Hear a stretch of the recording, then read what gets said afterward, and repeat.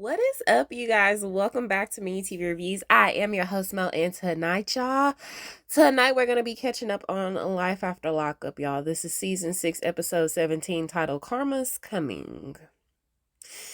I hope you guys have had a wonderful week thus far. We are at Friday Junior, so y'all just hang tight. We almost done with this thing. And hopefully you'll be able to relax this weekend. All right. So without further ado, let's go ahead and get into these couples because I don't have a synopsis. So let's go ahead and start off with let's start off with Michael and Justine. So I'm gonna try to keep this review pretty short and simple, y'all, because I looked at the episode, okay?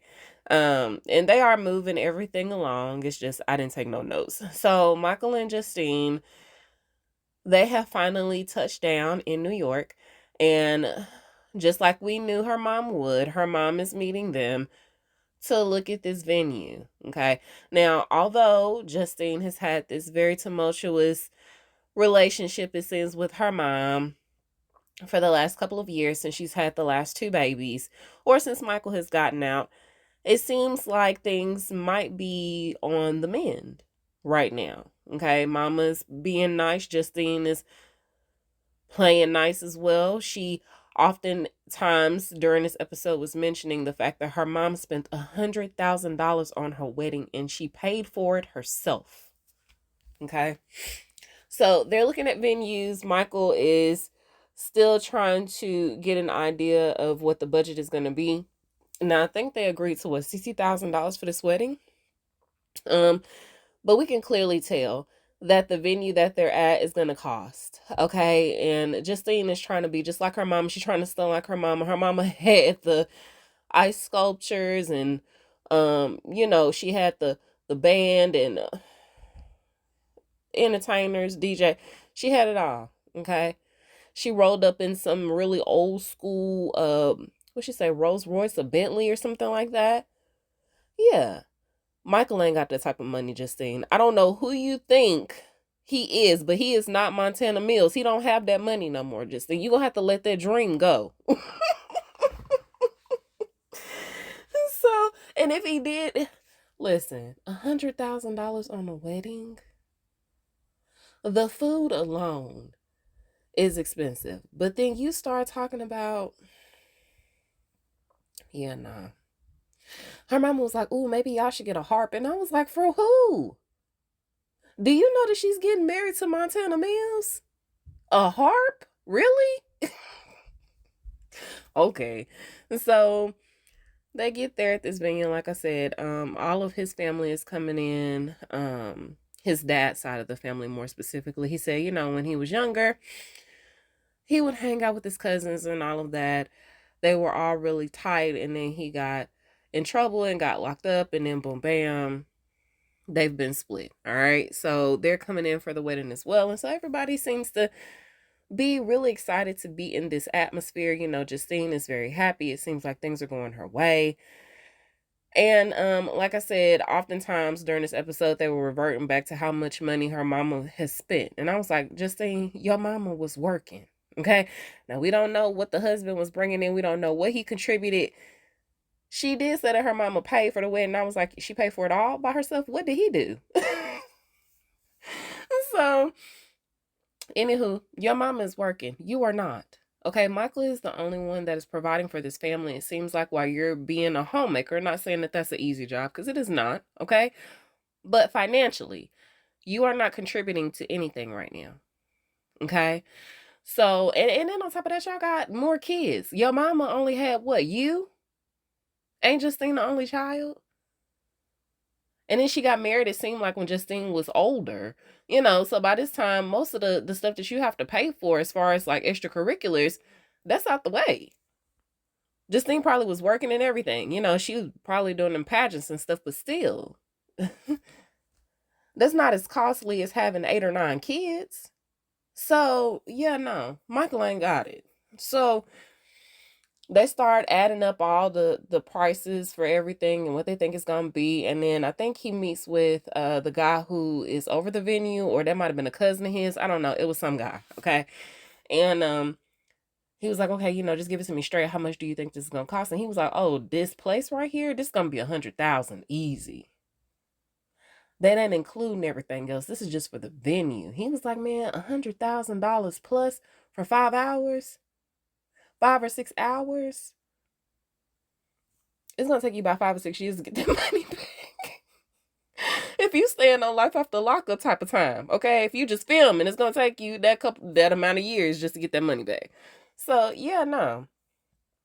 So they end up going to dinner, and they're all sitting down and they're talking, and at this point, Justine is talking about paying her side of the wedding, and for whatever reason, because Michael is hiding a secret. He ain't really been coming completely clean with what's going on with the finances. I think they're in a lot more financial trouble than she knows about. Well, maybe not necessarily trouble, but they might not be as financially well off as she believes they are. Okay. So he was like, I've been harboring a secret and it's just been weighing on me heavy. And so when she starts talking about paying her part of the wedding, or her portion of the wedding, he was like, man, get that out of here. If you're going to do that, you might as well go ahead and pay for this dinner too. And so he walked out, and we don't see what happens after that. I'm sure we'll see it in the next episode.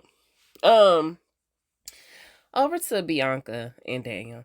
Y'all, they still at this doggone dinner. They still trying to hash it out for whatever reason. They really hate each other, and I'm glad that it's over. That's it. So Daniel finally reveals that the only reason he was really talking to her, and I think this is just because everything is coming to a boiling point at this point. Although he does say that he's very grateful that Bianca was in his corner when he needed her the most, it seems.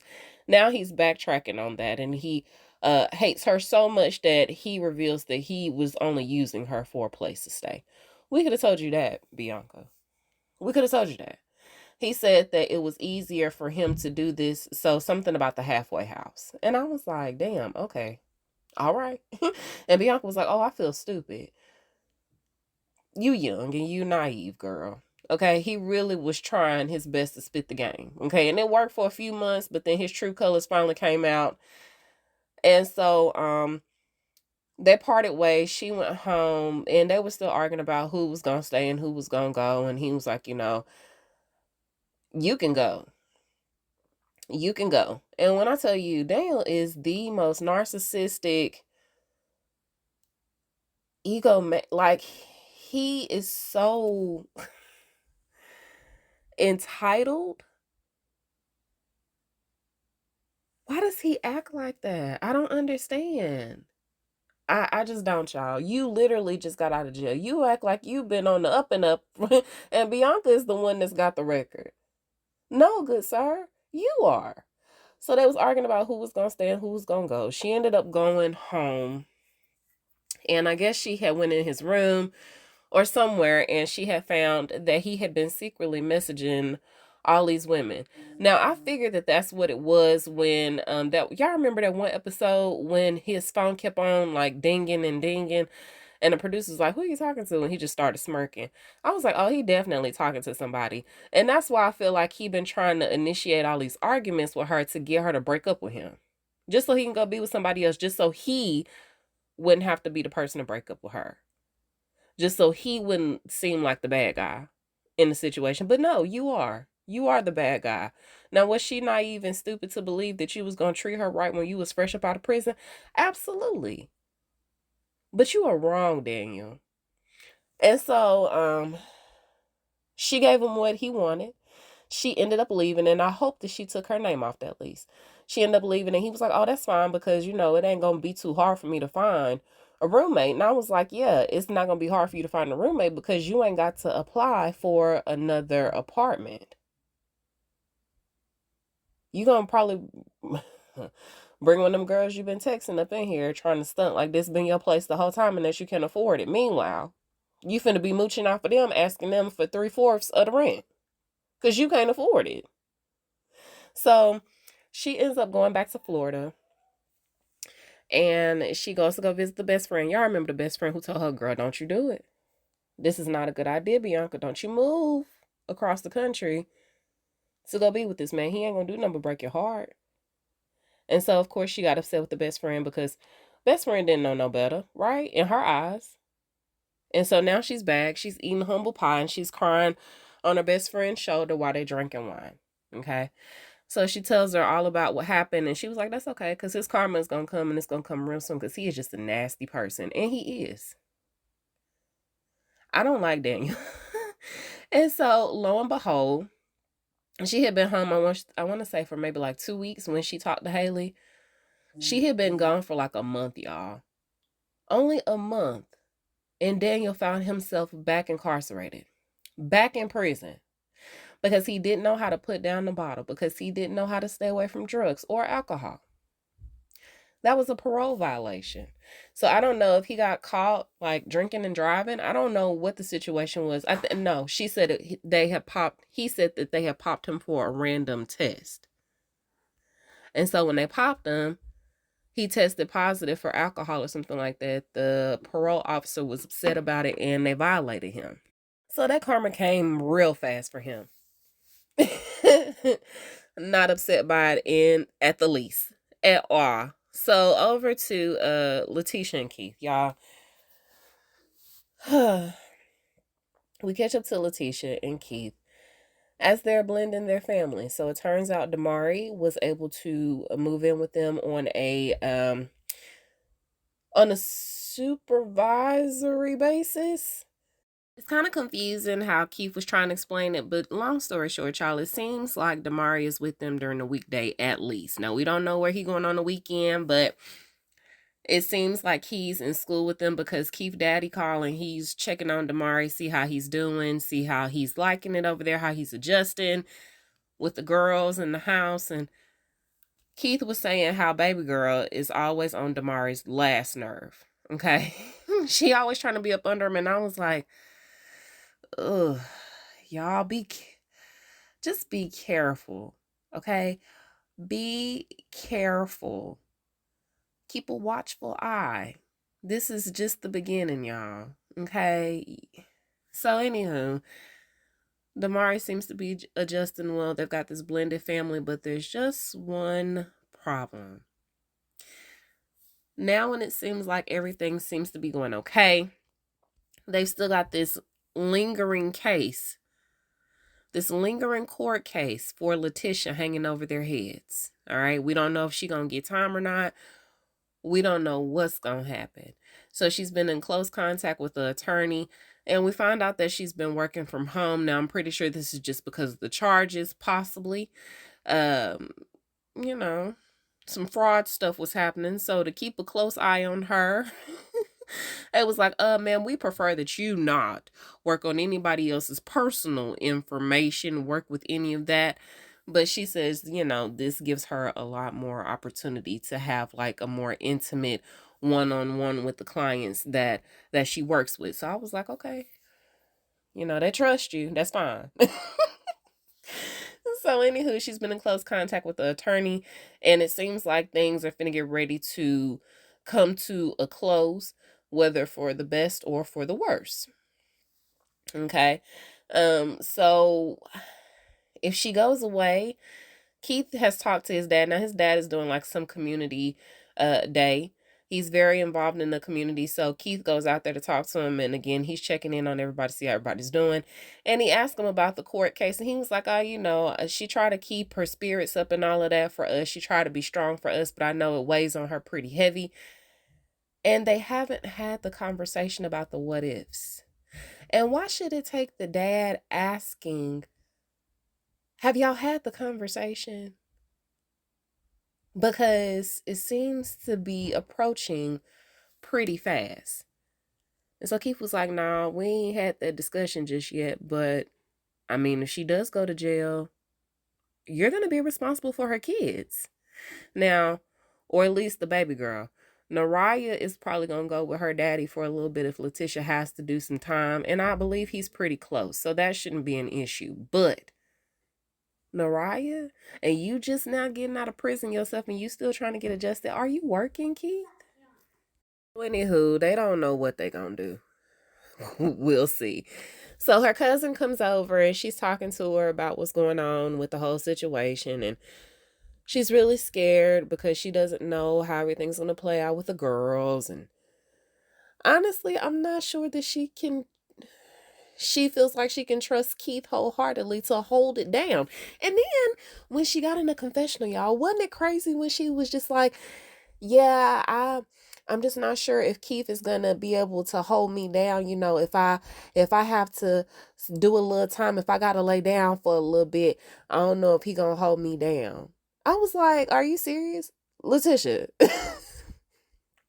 listen, how long was y'all together before he got out? Y'all got married and everything while he was in prison. So he better. Now, would I trust him with my girls? No. No.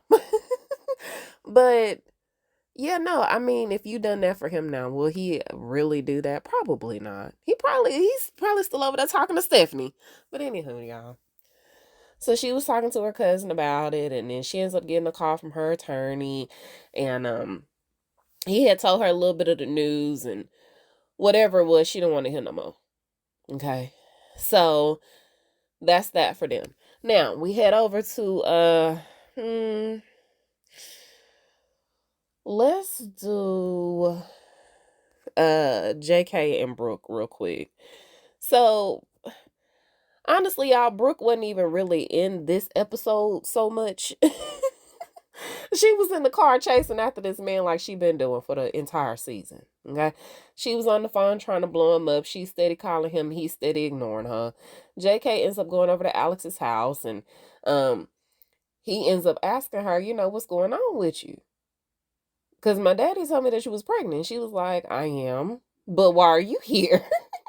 And he was like, so when was you going to tell me? And she was like, I didn't think that it was any of your concern. And so he was like, okay, well, how far along are you? She was like, oh, I'm definitely pregnant. Do you want to see the pictures? Because I got them on the inside of the house. She brings the sonogram pictures out. And whatever date she gave him of the sonogram pictures, I think that she took the sonogram pictures like in November. And so she was like, at that point, she was 7 weeks pregnant. So this fool trying to do the math on his fingers like, okay, 4 weeks. We go back to October. We was dealing with each other then. And she was like, yeah, I know. So he was like, man, just be honest with me straight up. Is it a possibility that I might be the father? And she was like, it might be a 50-50 chance that you might be. And so he was like, oh, wow, his mind is blown. And I was like, yeah, that's what happens when you don't use contraception.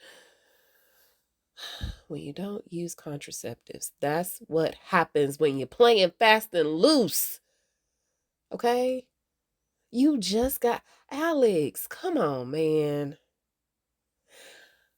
At this point, I don't put nothing past JK. But Alex, come on, girl. Come on, girl.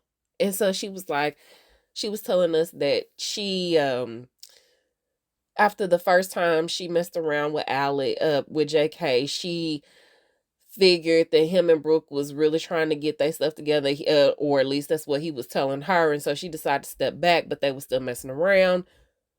You let him come back, Alex. And you let him impregnate you again, possibly. You let him raw dog you? Come on, man. I just don't understand how you could be so careless, knowing that he messing around with Brooke, knowing that you and her done got the fighting on national TV. I mean, you did what you had to do to defend yourself, but still, over somebody who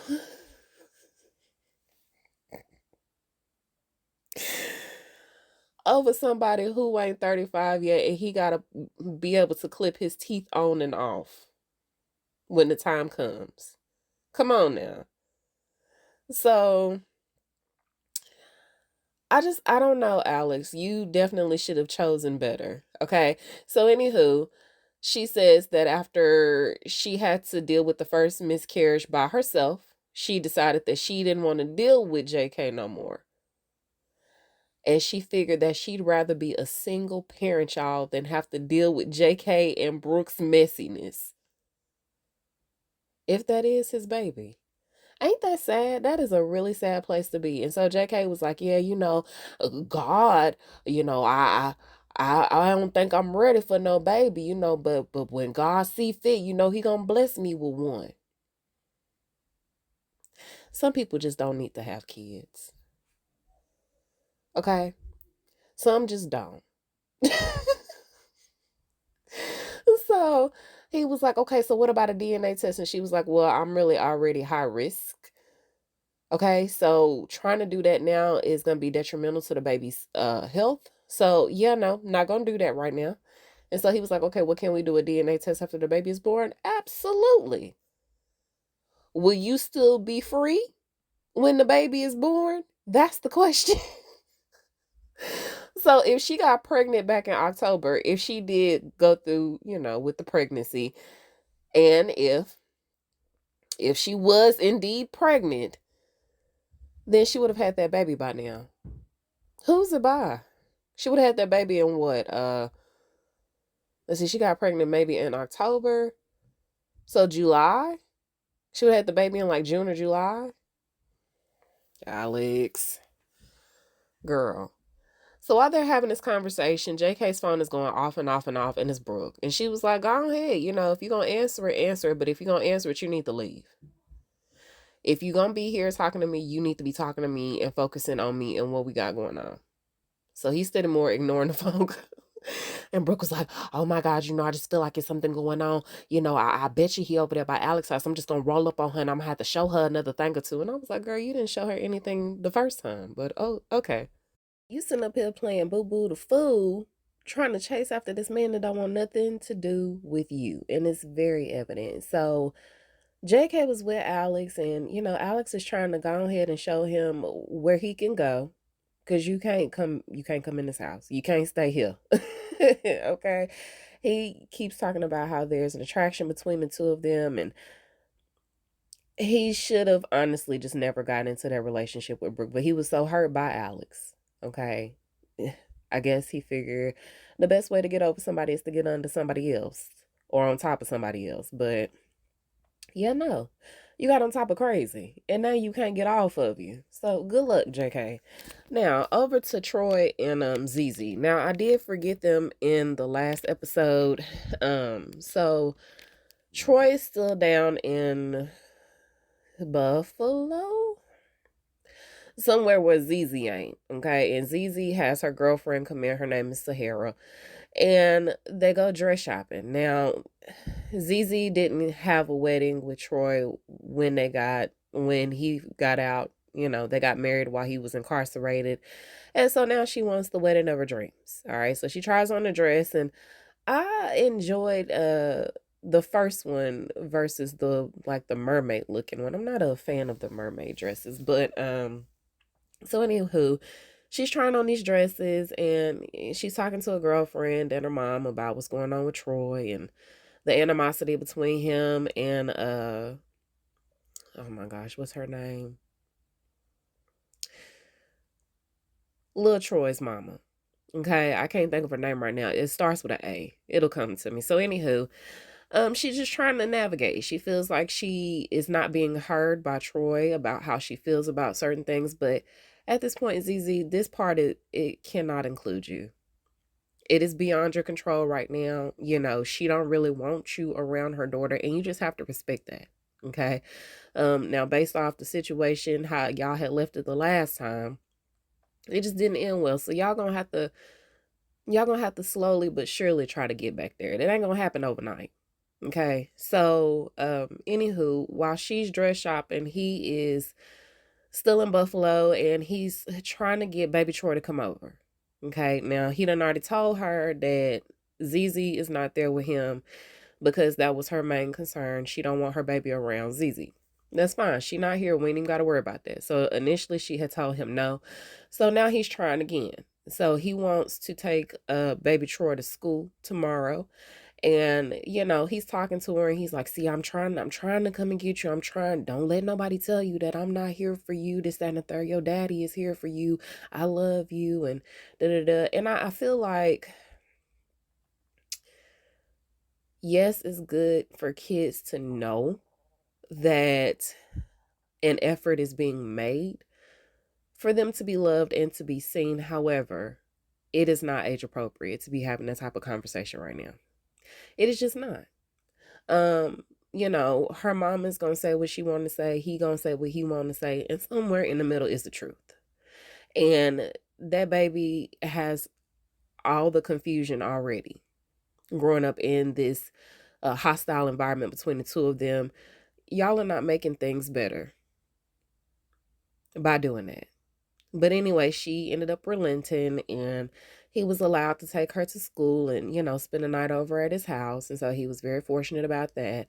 And so the next day they're supposed to be having his father's memorial service. So he called Zizi at the last minute while she was dress shopping and was like, hey, so actually I think it was the same day. So he was like, hey, I'm having my dad's funeral service today. I would really appreciate it if you come down here and da da da. And so she was like, oh my God, it's last minute. I can't believe you calling me now, but okay, I'm coming.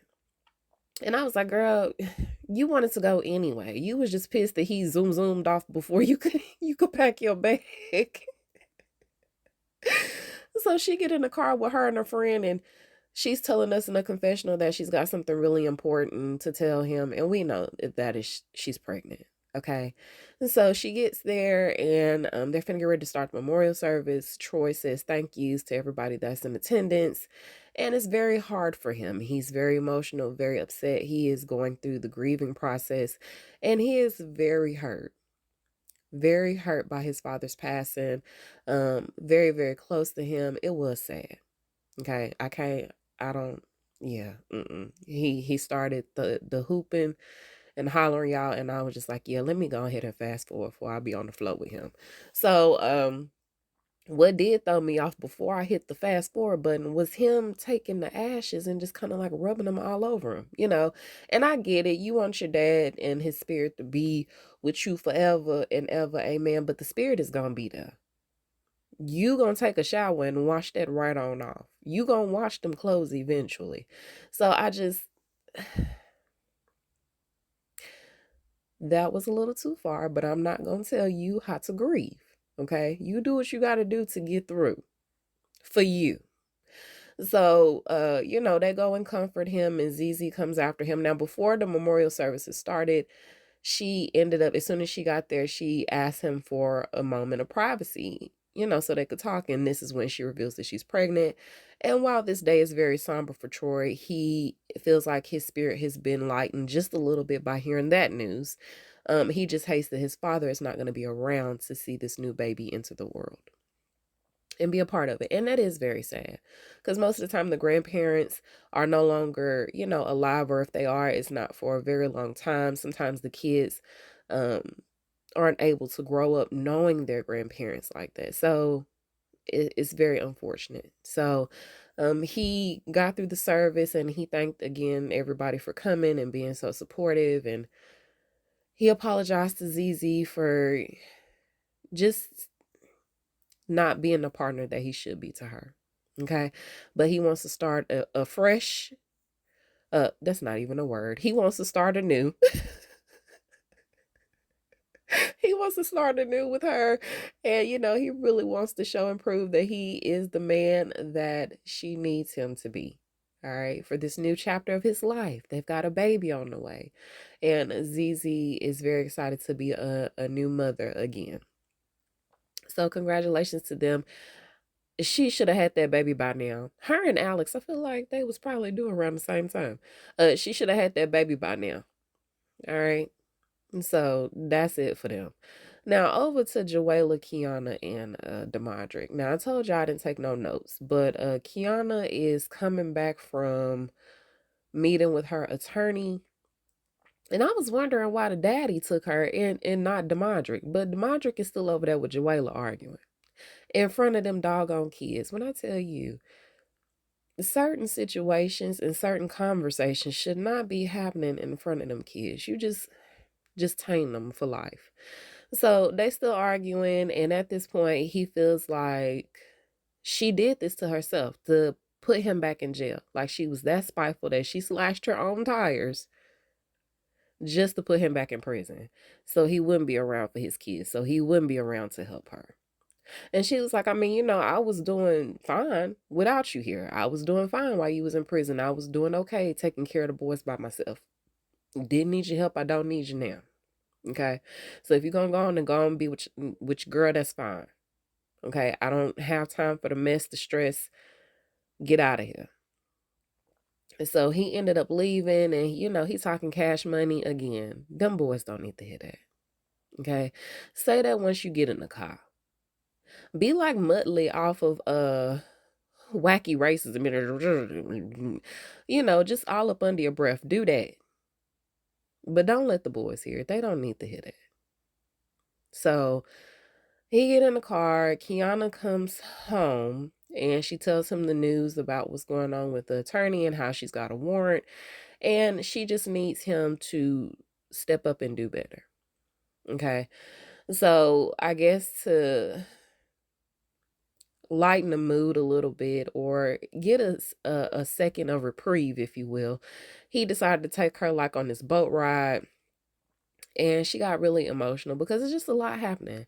You try to fall in love with somebody, you think you found your person, and then turns out he got another crazy person sitting on the other side of him that you didn't even know about. And then once you were aware of them, shit just flew off the handle. Okay?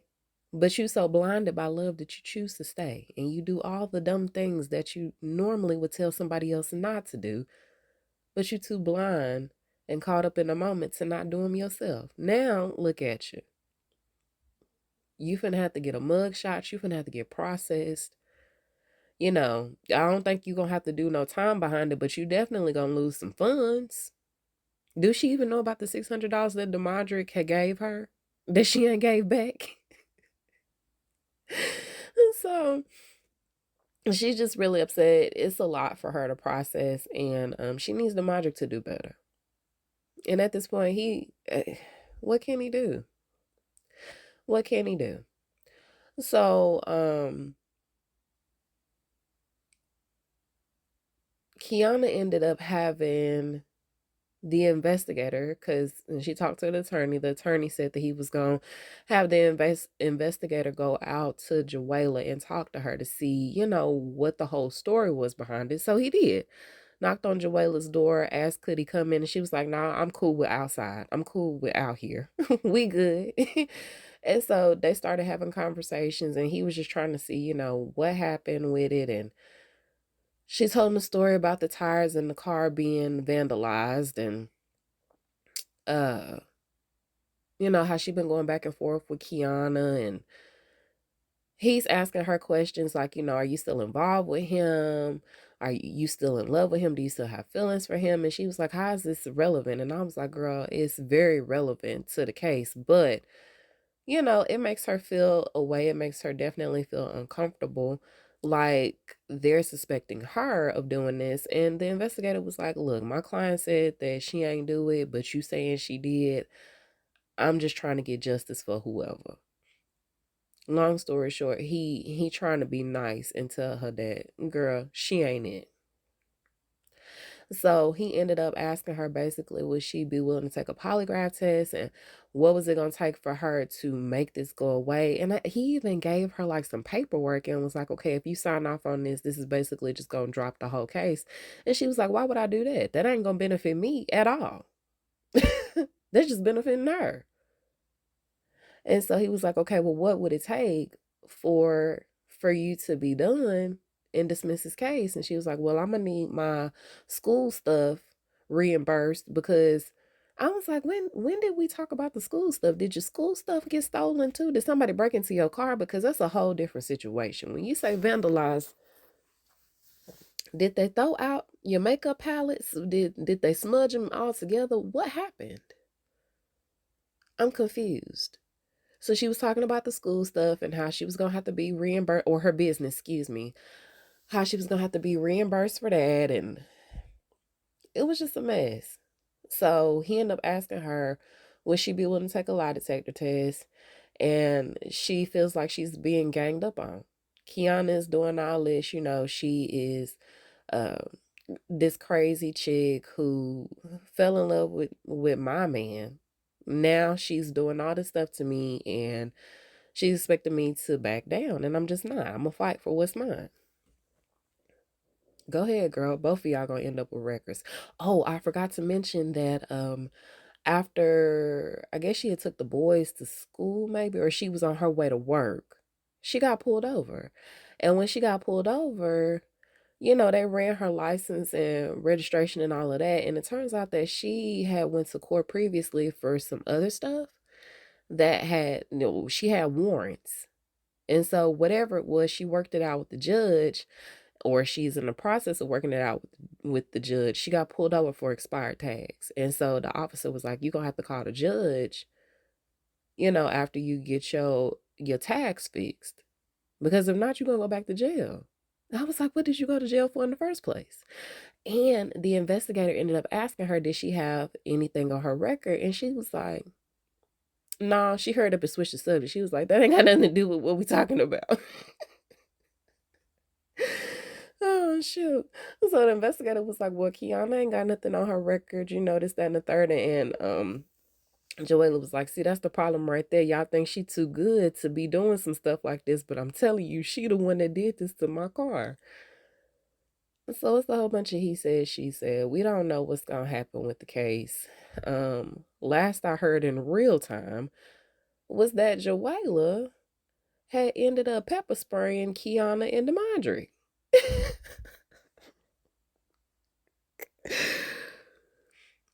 It's just getting messy, y'all. It is getting messy. Now, I don't know what happened with that case. Apparently, I guess the case must have been dropped, because if it didn't, then Kiana back around now. Girl, what? For why? You want something else on your record? Anywho, y'all, that's it. Joella says she done. Kiana is still trying to figure out if she can trust Demadre. If you still have to think this hard about it, it's not worth it. Y'all should have been done a while ago. But who am I? Anyhow, that's all. That's it, y'all. I think I got everybody. Let me double check real quick before I let y'all go. See, it wasn't even supposed to be this long. Almost 40 minutes. Just ridiculous. Kiana Demadre, Troy and Zizi, J, K, and Brooke, Dan, Bianca. Yeah, I think that's everybody. Y'all let me know what y'all thought about it, okay? You can reach me at Me and You TV Reviews on Facebook and on Instagram. You can also reach me at My TV Reviews Podcast without the S on the end at gmail.com. I love y'all. I hope you guys have a wonderful start to your weekend, because in most places it is Friday. Okay, already. So y'all be safe out there. Enjoy your weekend. And until we meet over the airwaves again, I am Mo, and I'll talk to you guys soon. Bye.